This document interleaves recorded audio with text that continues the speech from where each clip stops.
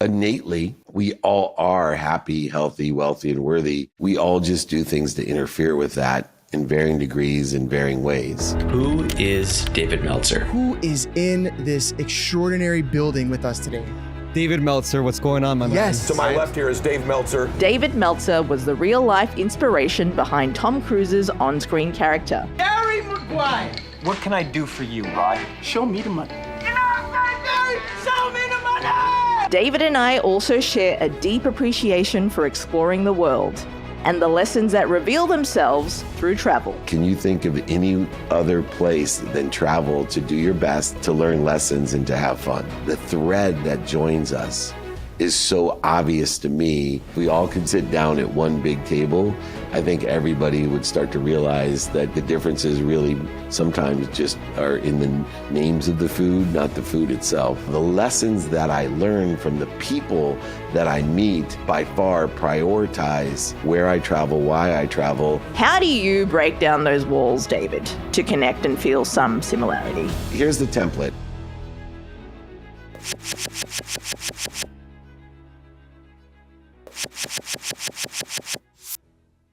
Today we want to find out, outside of the sports arena and the business playbook, David Meltzer, tell me about a memorable place in the world that you visited, and just tell me about that experience, what you felt. Well, most recently, I was blessed to go to a place that most people on earth have never been, called Alula.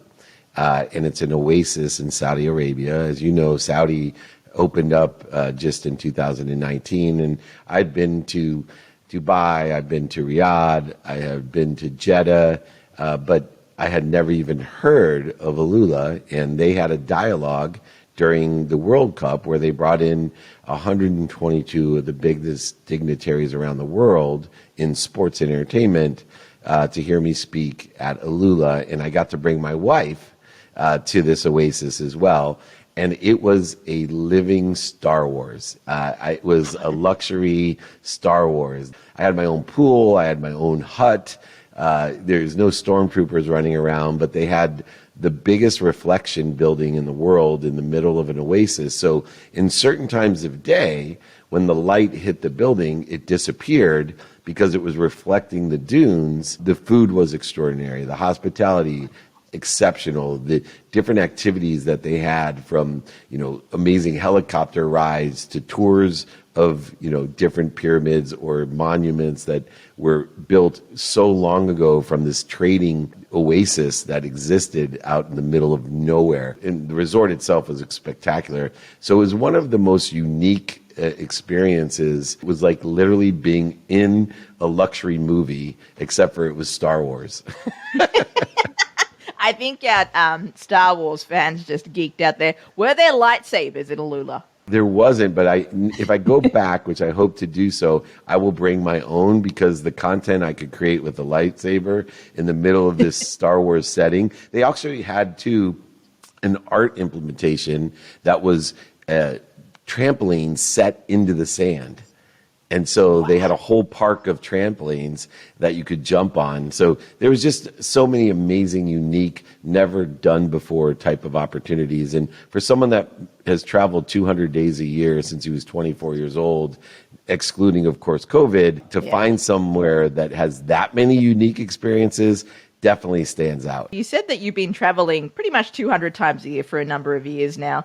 Obviously, I'm assuming that a lot of your reasons for traveling is work. I don't believe in work, so part of my travel is incorporated into my philosophy or mindset of activity I get paid for. So There's much more opportunities, options, and touches of favor to get paid by traveling. And that's not just from the actual travel, it's actually from what you learn on the travel, and you can take back the best practices, procedures, products, solutions, and services that you experience while you travel. And I'm blessed to speak around the world now, so I have one of the greatest existence to be paid to travel, which is wonderful, and get to bring my wife and family along. My favorite way to travel is actually with my family. When I go to the Great Migration in Kenya, in the Masai Mara, or all these extraordinary places, not only now do I get to learn my lessons, but I get to learn how my children are learning. When I travel, it's to learn, and I'm 100% people person. So I want to go to understand people. In fact, that's part of the reason I went to Saudi so early, is I knew that there was going to be a great transformation and an accelerated one like the world has never seen. And to be able to see how quickly an entire culture can change and create such an open-mindedness, the lessons that I learn from the people that I meet by far prioritize where I travel, why I travel, and my main mission of empowering people is for them to do their best, learn lessons, and have fun. Sounds like you've learnt quite a bit from Saudi Arabia. Can you share with me some of the lessons that have really hit you and you've taken away and you kind of apply to day and day? You know, for me, it's oneness by far. Very few people have traveled to so many places like I have and met so many people like I have. And the common denominators, the connectedness, the philosophy and paradigm shift of my entire life, that the majority of people on earth believe there's something bigger than them that loves them more than their mom. The majority of passionate, purposeful, and profitable people all have a desire that they must be what they can be. Innately, we all are happy, healthy, wealthy, and worthy. We all just do things to interfere with that in varying degrees, in varying ways. I have met people of every size, shape, color, education, economic, bioeconomic background, and the commonalities, the thread that joins us is so obvious to me, where most people, through lack of communication, exposure, and fear, have separated themselves either with inferiority or superiority, either with the need to be right, offended, separate, inferior, superior, anxious, frustrated, angry, guilty, resentful, for no reason at all. And if we all could just sit down at one big table, I think everybody would start to realize that, I think the differences really sometimes just are in the names of the food, not the food itself. In your experience, you've traveled to many places, and what transcends cultures, geography, socioeconomic status is that we tend to get in our own way. I'm wondering if you could share with our listeners, was that something that you realized early on in your travel, or is that kind of like an evolving thing? Yeah, it definitely evolved. And my first experience was while I was in law school, I studied in Greece, and understanding, as you study case law, human nature. One of the reasons I love studying law as well as I love studying history, which also is applicable to when I travel, is that human nature never changes. And as I got a greater sampling of human nature, I started to realize the relationship with fear, and how we, instead of trying to get more, should really realize we have more. What are we doing to interfere with more? As I continued to travel, it became more and more relevant and apparent how similar everyone was, how human nature prevails. And one of the things in human nature that prevails is the ego and the ego-based consciousness.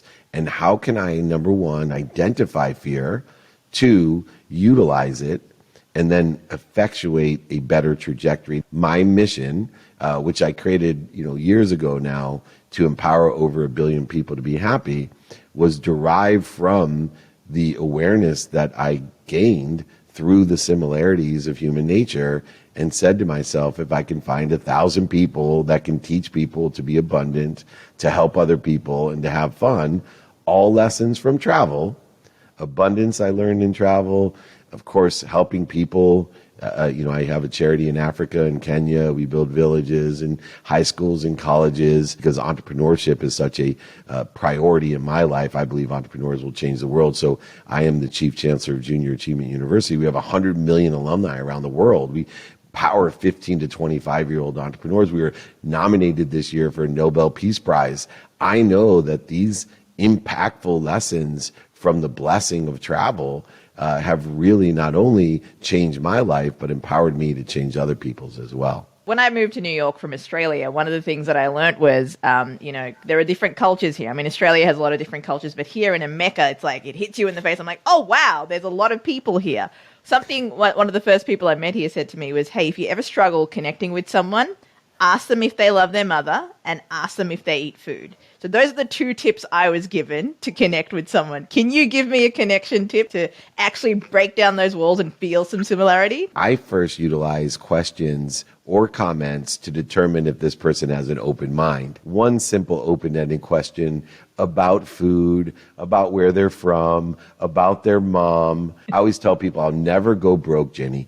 And, Yeah. I do a lot of executive coaching. I'm Right. blessed to have a huge practice. And I always say if things go really bad, all I'm going to do is offer up mommy issue coaching, and I'll have the whole world calling me. Wow. We all, right?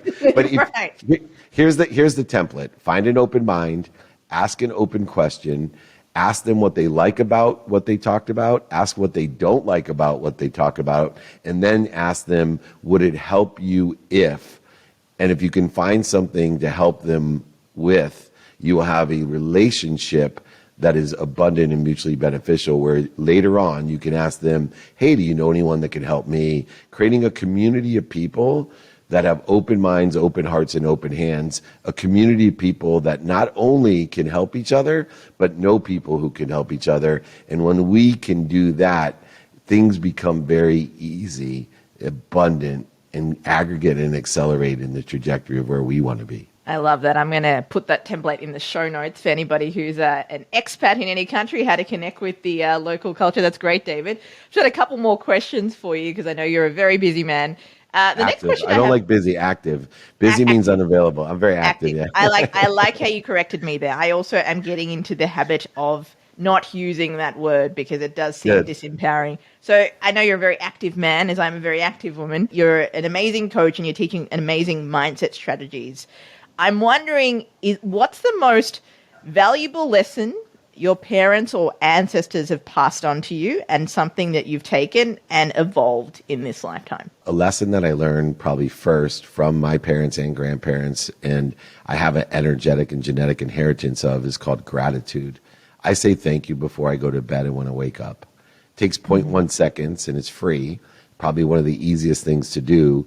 But if you read historical texts, religious texts, philosophical texts, psychological texts, if you listen to any thought leader that means something to you, whoever your favorite thought leader is in the world, look what they say about gratitude. The exact same thing I'm going to tell you. It's the most impactful thing that will change your life. And it's easy to do, but I think it's more important to teach people that the easy things to do in life, the simple things to do in life, are unfortunately simple not to do. So my mom and family have always taught me to pay attention to the simple things and make sure that you do the simple things because they're simple not to do. And gratitude is first on my list. And it has had the most impact, not just on my life, but on so many people that I teach their lives as well. I wholeheartedly agree with that. I think the more that you're thankful, the more you have to be thankful for. Jerry Maguire was based on the sports agency that you work for. So here's a question. As someone who watched Jerry Maguire in the 90s, was show me the money a common thing in that agency? Did people actually say that, or was that completely made up? That was all Cameron Crowe. He's a genius. He had so many great one-liners. The lesson to take from Jerry Maguire, because people would tell me, oh my God, you worked for Lee Steinberg. You were the CEO of that company. And I said, yes. They said, that's my favorite sports film. I said, well, unfortunately, it's not a sports film. It's a love story with a sports backdrop. And that's the basis of my entire sports career. Is I never worked in sports. I never had or derived activity that I got paid for in sports. Sports was the backdrop to providing value and utilizing sports as a backdrop, the same way that Jerry Maguire, the movie, used sports as a backdrop to become one of the most popular, well-renowned films of all time, with incredible actors like Tom Cruise, Cuba Gooding Jr., and Renee Zellweger, just to name a few, is an important lesson to learn. Use what you love as a backdrop and then apply your skills, your knowledge, and your desire to that backdrop, and you will have an exponential passion, purpose, and profitability in what you do. You have a book that you'd love to give our audience, I'm sure they're very excited to learn from. Where can people reach out to you to get the copy of the book for free? I always say if it's free, it's we. Just email me. So my books, guides, exercises, please just email me. I'm happy to send it to you. I will sign a book. I will pay for the book and shipping, audiobook, ebook. Just please email me, David at dmeltzer.com. So please reach out. The other piece of advice that I want to leave that my mom had always told me, the three most powerful words in success: ask for help. The fastest way to get to where you want to be is find someone who's already there and ask them for direction. So everyone, ask for help, be more interested than interesting, and most importantly, be kind to your future self. Continue to do good deeds. And Ginni, I can't wait to meet you in person when I come to New York. I'm there all the time. Thank you for having me on your show. Thank you for being on my show, and I can't wait to meet you either, David. Thank you so much, and good luck for the rest of the day.